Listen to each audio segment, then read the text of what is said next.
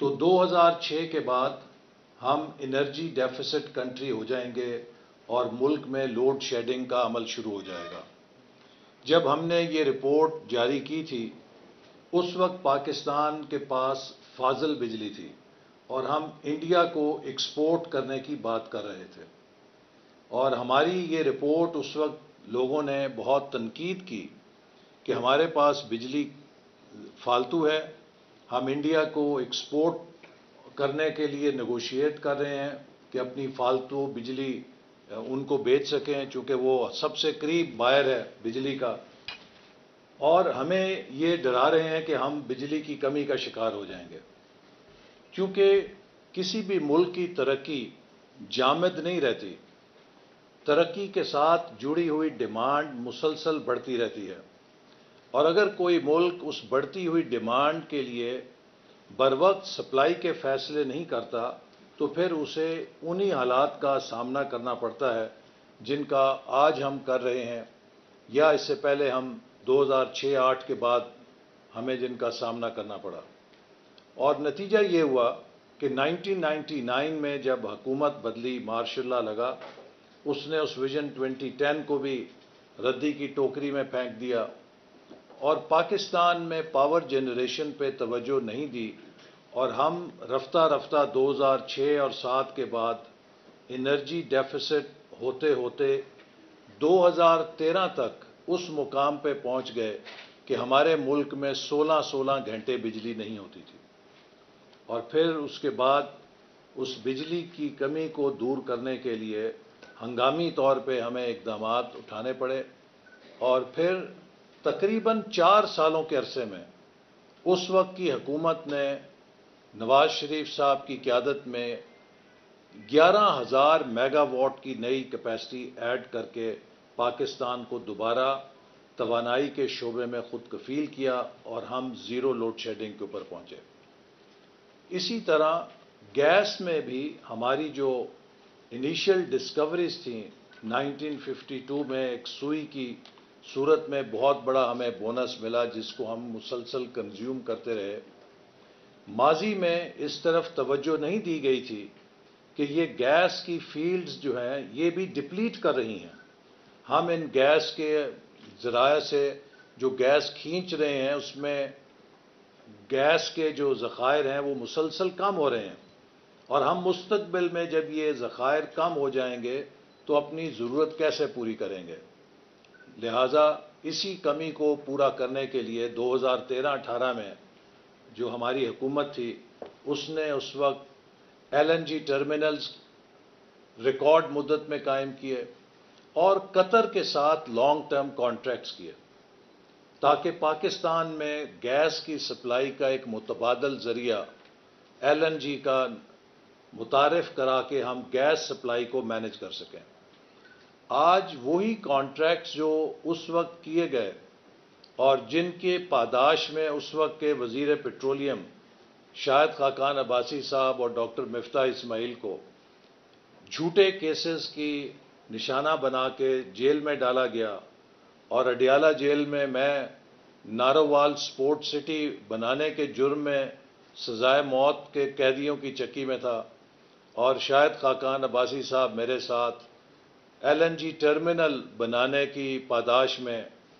Jail بھگت رہے تھے، اور وہ کانٹریکٹس کہ جو آج پاکستان کے لیے سیونگ گریس ہیں کہ اگر وہ کانٹریکٹ اس وقت نہ ہوئے ہوتے تو آج جو LNG کی قیمتیں ہیں اگر ان پر ہمیں گیس خریدنی پڑتی تو شاید ہمارا پورا پاور سیکٹر اور فرٹیلائزر انڈسٹریز شٹ ڈاؤن کر جاتا۔ لیکن اس وقت حکومت نے بر وقت فیصلے کیے اور اس کے نتیجے میں ہم آگے بڑھے، لیکن افسوس سے کہنا پڑتا ہے کہ یہ سارا عمل جو اکنامک پلاننگ کا ہے اس کو پھر 4 سالوں کے لیے فل سٹاپ یا بریک لگا دیا گیا، اور وہ گولڈن اپرچونٹی جو کووڈ کے بعد پاکستان کو حاصل ہوئی کہ جب پوری دنیا میں گیس کی پرائسز اور LNG کی پرائسز کریش کر گئیں، اور جس وقت پاکستان کو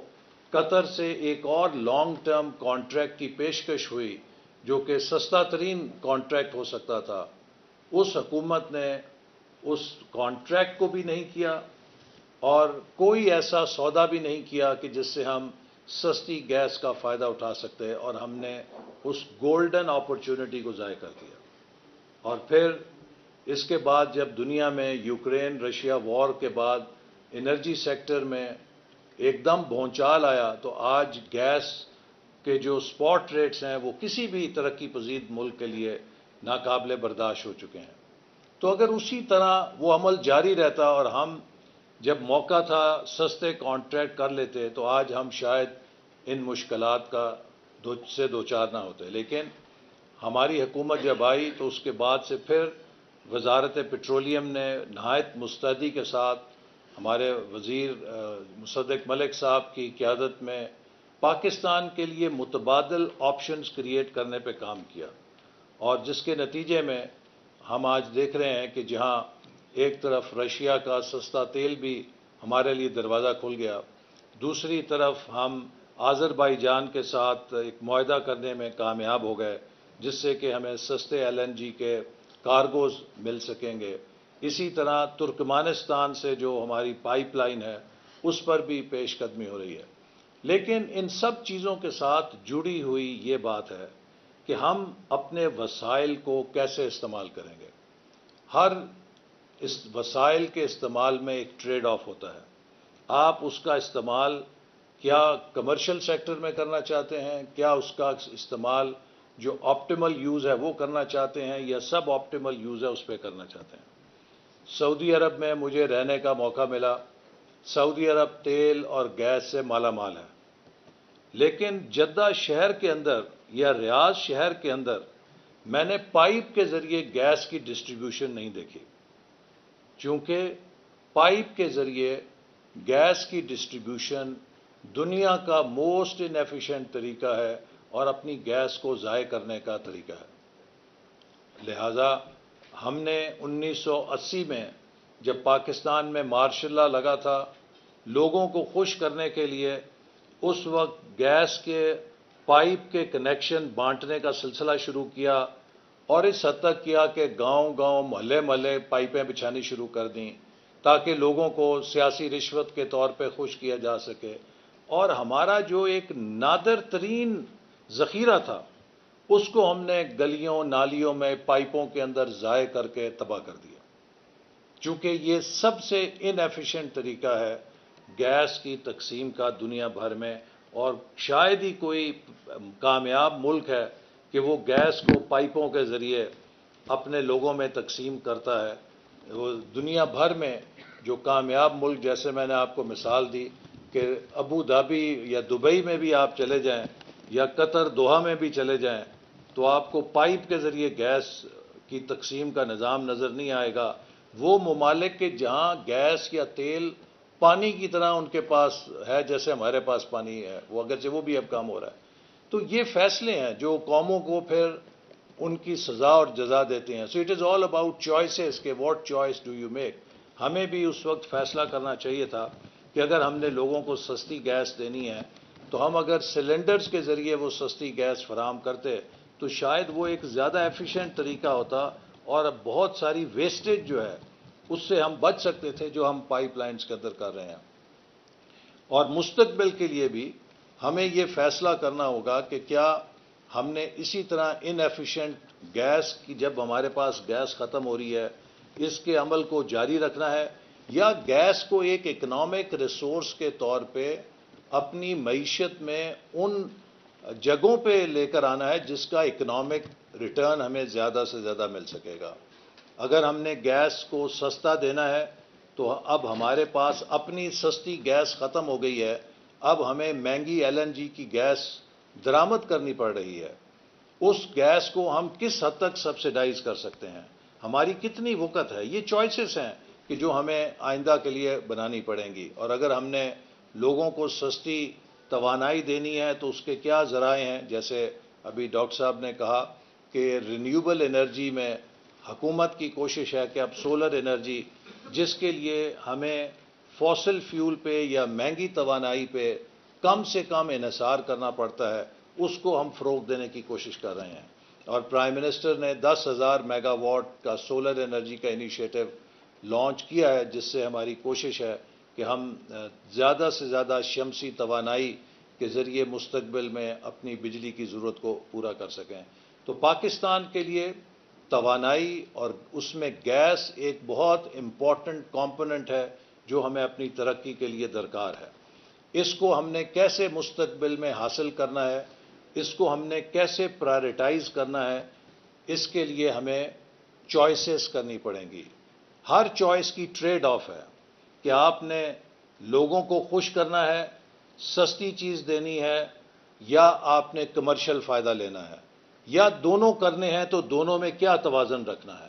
تو یہ وہ چوائسز ہیں کہ جو پلانرز کے پاس، پالیسی میکرز کے پاس اور نیشن کے پاس ہر وقت رہتی ہیں۔ اس رپورٹ کو جاری کرنے کا یہی مقصد ہے کہ ہم لوگوں کو انفارم کریں، ہم لوگوں کو باخبر کریں، تاکہ ہمارے عوام بھی اور ہمارے اوپینین میکرز بھی اور پالیسی میکرز بھی وہ انفارمڈ ججمنٹ چوائس کر سکیں۔ ہم نے اسی طرح نیشنل اکنامک کونسل میں یہ رپورٹ بھی پیش کی ہے کہ پاکستان کے پاس دو راستے ہیں، یا وہ 2035 تک $1 ٹریلین اکانومی بن سکتا ہے، یا پھر وہ اگر اسی بے ڈھنگی چال پر ہم چلیں گے تو 2035 تک غربت، افلاس اور بے روزگاری میں ڈوبا ہوا ایک معیشت بن کے غیر مستحکم ہو سکتا ہے۔ اب یہ دو راستے ہیں کہ اگر ہم بزنس ایز یوزول کریں گے تو ہمارے سامنے کھائی ہے جس میں ہم گریں گے، لیکن اگر ہم نے اس کھائی میں نہیں گرنا تو ہمیں ایک ایسپریشنل پاتھ لینا پڑے گا، جس کا مطلب یہ ہے کہ ہمیں اپنے فل پوٹینشل کے اوپر کام کرنا پڑے گا۔ جیسے آپ کسی گاڑی کو دیکھتے ہیں کہ وہ کہیں پھنس جاتی ہے کسی سچویشن میں، تو پھر فل تھرسٹ دے کے 4 ویلز کے ساتھ آپ پاور لیتے ہیں، تب وہ گاڑی نکلتی ہے۔ اگر ہم نے بھی ان بحرانوں پہ قابو پانا ہے تو پھر پورے نیشن کو، ہول آف نیشن کو فل تھرسٹ کے اوپر کام کرنا پڑے گا، اور اگر ہم یہ کریں تو 2035 تک Pakistan can be a $1 trillion economy, اور پھر انشاءاللہ 2047 تک جب یہ ملک 100 سال کا ہوگا اور ہمارے نوجوان ان میں سے کوئی ایک یہاں پہ میری جگہ کھڑا ہوگا، تو 2047 تک ہم اسپائر کر سکتے ہیں کہ Pakistan can be among the top 10-15 economies of the world. لیکن یہ کرنے کے لیے چوائس ہے کہ کیا ہم محنت کریں گے، کیا ہم ملک کے اندر سیاسی استحکام کو برقرار رکھیں گے، کیا ہم ملک کے اندر کانفلکٹس کو پنپنے سے روکیں گے، کیا ہم اپنے ایک ویژن کو ہول ہارٹیڈلی پرسو کریں گے، اور کیا ہم مستقبل کے جو تقاضے ہیں ان کے لیے آج فیصلے کرنے کی صلاحیت رکھتے ہیں اور فیصلے کریں گے۔ اگر ہم یہ سب کچھ کریں تو اسکائی از دا لمٹ، چونکہ ہمیں اللہ تعالیٰ نے جن وسائل سے نوازا ہے، بہت کم ملک ہیں جن کے پاس اتنے وسائل ہیں۔ اسی لیے میں اکثر یہ کہتا ہوں کہ پاکستان کو کسی بھی لحاظ سے انڈر ڈیولپڈ ملک نہیں کہا جا سکتا، ہم ایک انڈر مینجڈ اکانومی ہیں۔ اگر ہم اپنی مینجمنٹ آف ریسورسز کو ٹھیک کر لیں، اور جس میں سب سے بڑی بنیادی ضرورت سیاسی استحکام اور پالیسیز کا تسلسل ہے۔ ہمارے پاس بہترین ذہن ہیں، بہترین دماغ ہیں، بہترین افرادی قوت ہے، وہ کام کیوں نہیں کر سکی؟ ہم نے پالیسیاں بھی بہترین بنائی ہیں، اس لیے کہ ہم بار بار سیاسی ہچکولے لیتے رہے اور کسی پالیسی کو ہم نے تسلسل سے نہیں چلنے دیا۔ اگر آپ پالیسیز کو کنٹینیوٹی نہیں دیں گے اور جو وقت انہیں چاہیے وہ نہیں دیں گے، اور ایک اقتصادی پالیسی کو کم از کم 10 سال کا عرصہ چاہیے کہ وہ کنٹینیوٹی کے ساتھ چلے، پھر وہ اپنے نتائج دیتی ہے۔ تو اس لیے یہ وہ فیصلے ہیں جو ہمیں کرنے ہیں کہ اگر ہم وہی کچھ کرتے رہیں گے جو ماضی میں کرتے رہے ہیں تو وہی کچھ ملے گا جو ماضی میں ملتا رہا ہے۔ لیکن اگر ہم چاہتے ہیں کہ وہ نہ ملے جو ماضی میں ملتا تھا، تو ہمیں وہ نہیں کرنا ہوگا جو ہم ماضی میں کرتے رہے ہیں، اور ہمیں ایک نئی راہ پہ چلنا ہے، اور وہ اقتصادی ترقی کی راہ ہے جو کہ سیاسی استحکام کے ساتھ، جو کہ پالیسیز کے تسلسل کے ساتھ، اور جو کہ محنت اور پروڈکٹیوٹی کے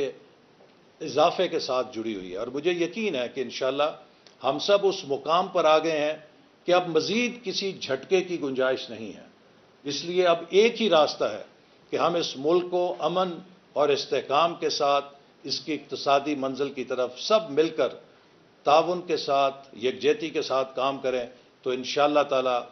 2035 تک پاکستان دنیا کے سامنے $1 ٹریلین اکانومی بنے گا، اور اس کے بعد 2047 تک جب ہم 100 سال اپنے پورے کر رہے ہوں گے تو ہم پاکستان کو دنیا کی صف اول کی معیشت میں کھڑا ہوا دیکھ سکیں گے۔ پاکستان زندہ باد۔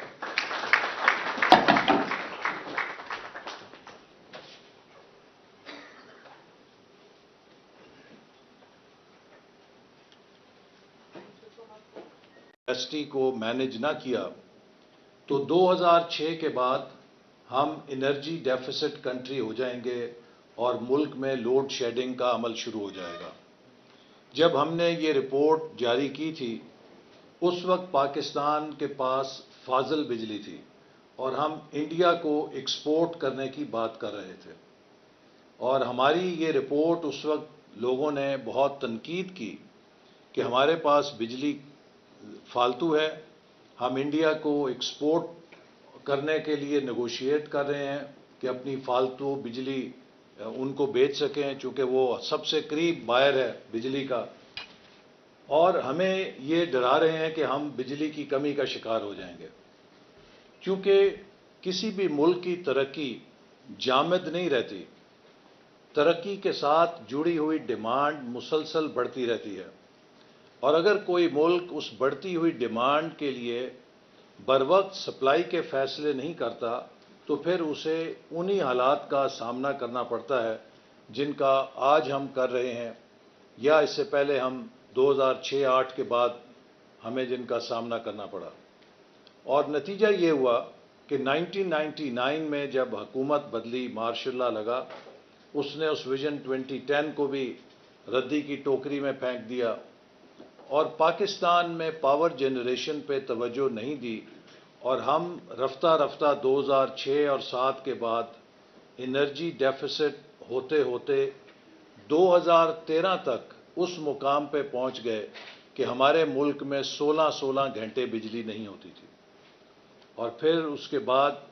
اس بجلی کی کمی کو دور کرنے کے لیے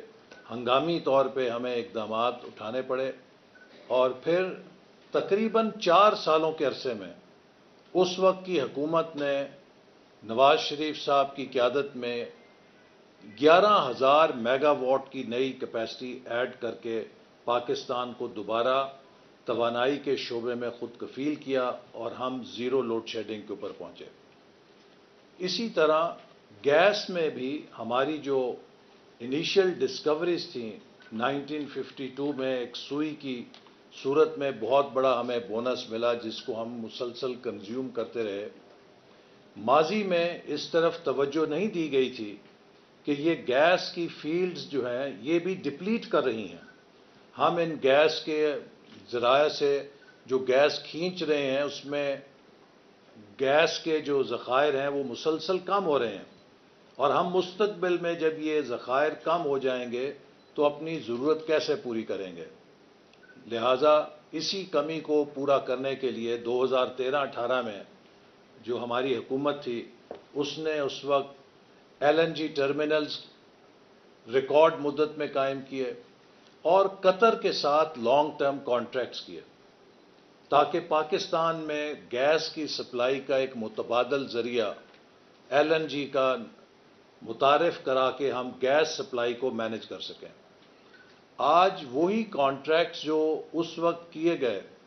اور جن کے پاداش میں اس وقت کے وزیر پیٹرولیم شاہد خاقان عباسی صاحب اور ڈاکٹر مفتاح اسماعیل کو جھوٹے کیسز کی نشانہ بنا کے جیل میں ڈالا گیا، اور اڈیالہ جیل میں نارووال سپورٹ سٹی بنانے کے جرم میں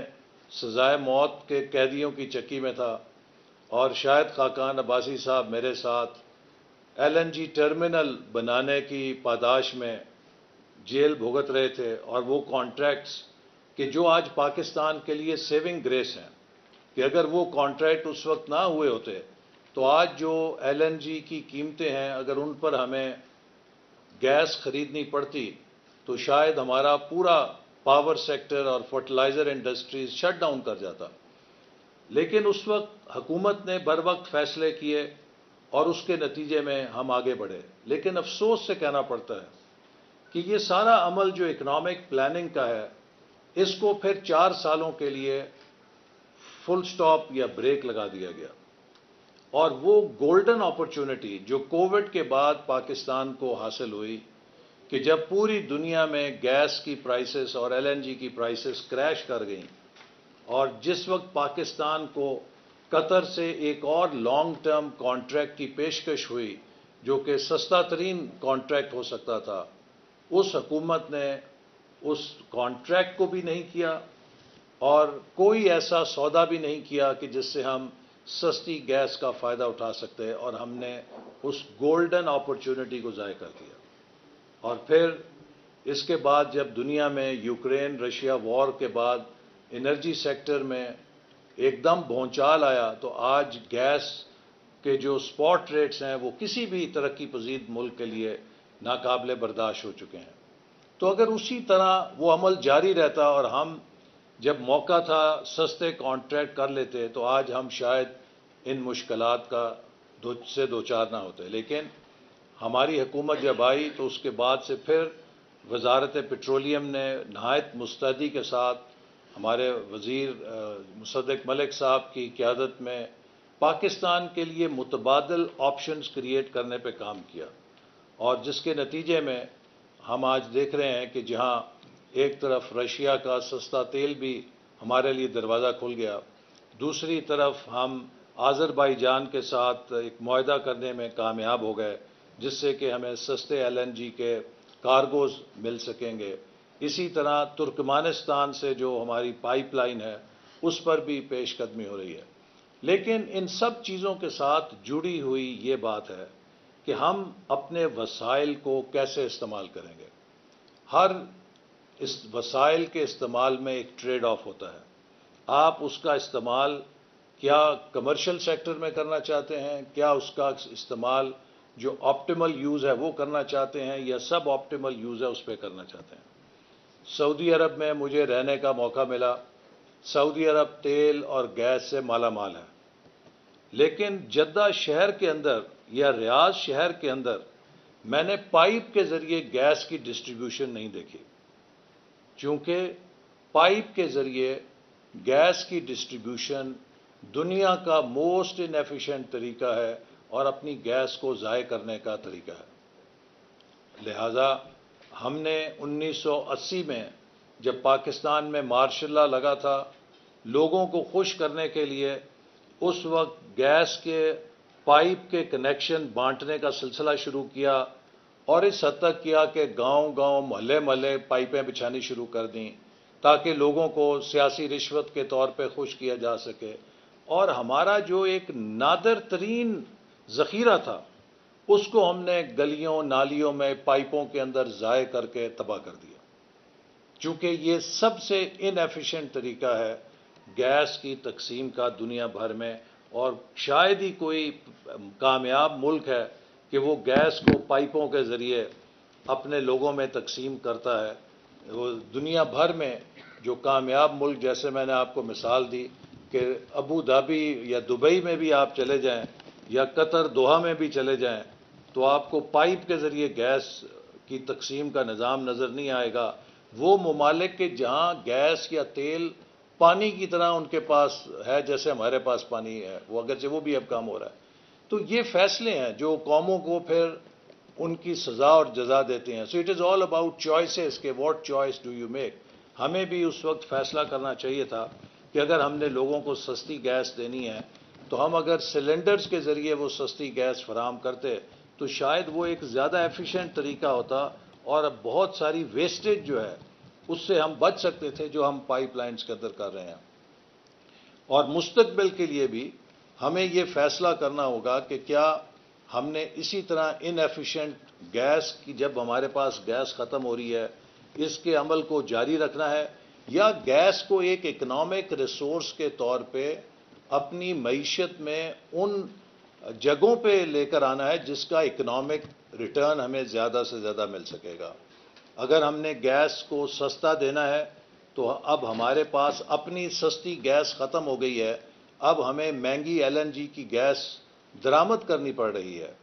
اس گیس کو ہم کس حد تک سبسیڈائز کر سکتے ہیں، ہماری کتنی وقت ہے، یہ چوائسز ہیں کہ جو ہمیں آئندہ کے لیے بنانی پڑیں گی۔ اور اگر ہم نے لوگوں کو سستی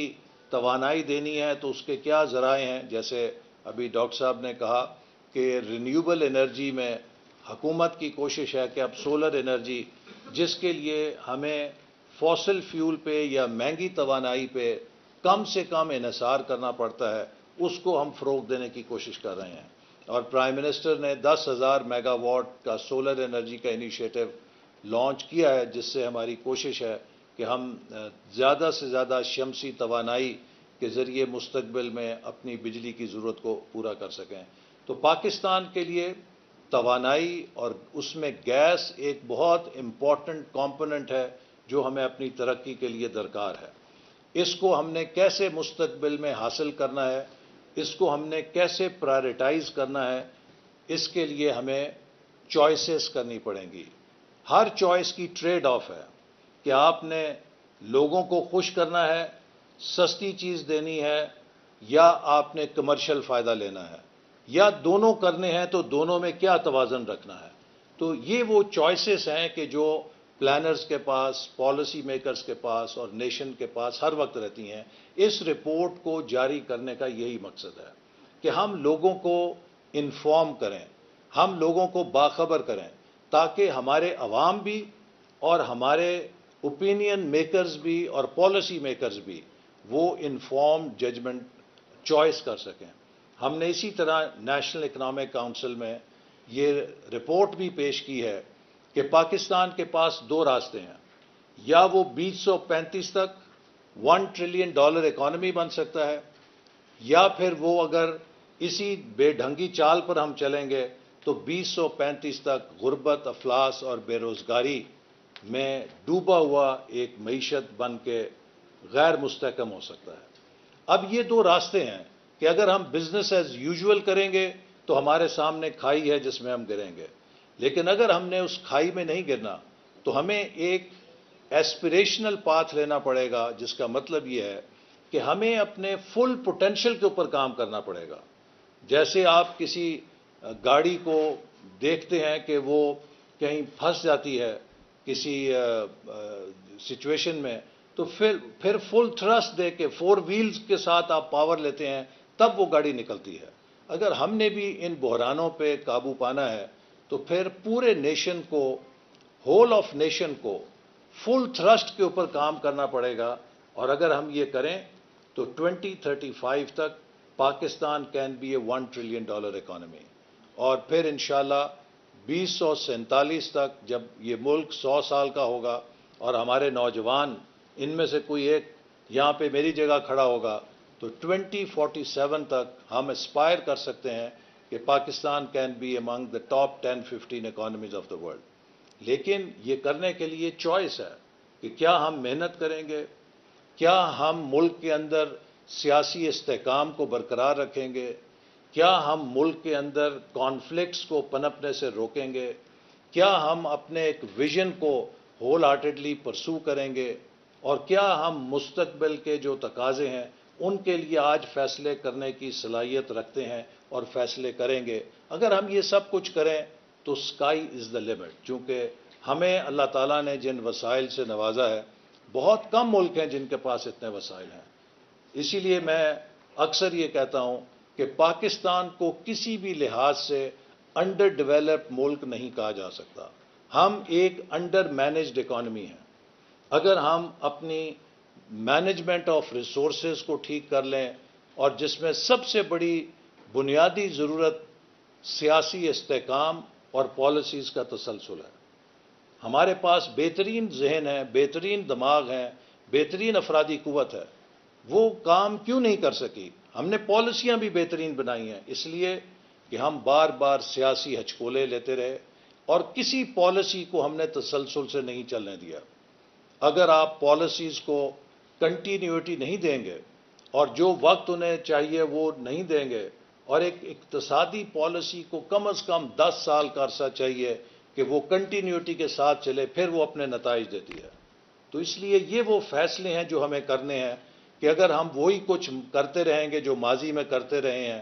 تو وہی کچھ ملے گا جو ماضی میں ملتا رہا ہے.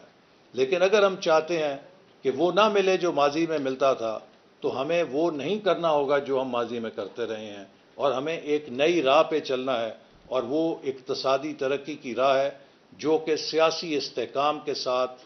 جو کہ پالیسیز کے تسلسل کے ساتھ، اور جو کہ محنت اور پروڈکٹیوٹی کے اضافے کے ساتھ جڑی ہوئی ہے. اور مجھے یقین ہے کہ انشاءاللہ ہم سب اس مقام پر آ گئے ہیں کہ اب مزید کسی جھٹکے کی گنجائش نہیں ہے. اس لیے اب ایک ہی راستہ ہے کہ ہم اس ملک کو امن اور استحکام کے ساتھ اس کی اقتصادی منزل کی طرف سب مل کر تعاون کے ساتھ، یکجہتی کے ساتھ کام کریں، تو انشاءاللہ تعالی 2035 تک پاکستان دنیا کے سامنے $1 ٹریلین اکانومی بنے گا. اور اس کے بعد 2047 تک جب ہم 100 سال اپنے پورے کر رہے ہوں گے تو ہم پاکستان کو دنیا کی صف اول کی معیشت